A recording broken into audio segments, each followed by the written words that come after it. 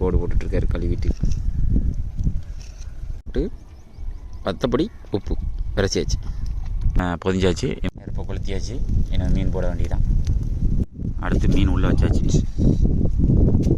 அவ்வளோதான்.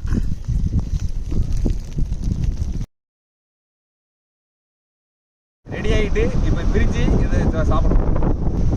கரெக்டாக வந்திருக்கு, கறியாமல் சூப்பராக வந்திருக்கு. பாருங்கள் எப்படி இருக்கு, நீட்டாக பாருங்க.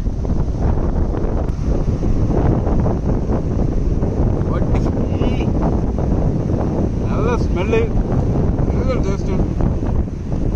வெறும் வத்தத்தோட உப்பு மட்டும் போட்டால் போதும், மீனோட டேஸ்ட் அப்படி தெரியுது.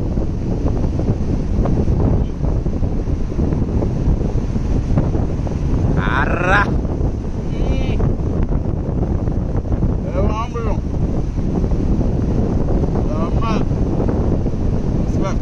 எத்தனை நண்பர்கள் இதே மாதிரி சாப்பிட்ருக்கீங்க அப்படிங்கிறத கமெண்ட் பண்ணுங்கள், நாங்களும் தெரிஞ்சுக்கிடுவோம்.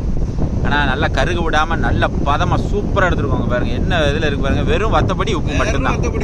ரெசிபி சிம்பிளான ரெசிபி, சிம்பிள் ரெசிபி. இதை மாதிரி உங்களுக்கு எக்ஸ்பீரியன்ஸ் இருக்குன்னா கமெண்ட் செக்ஷனில் சொல்லுங்கள். என்ஜாய் பண்ணுங்கள்.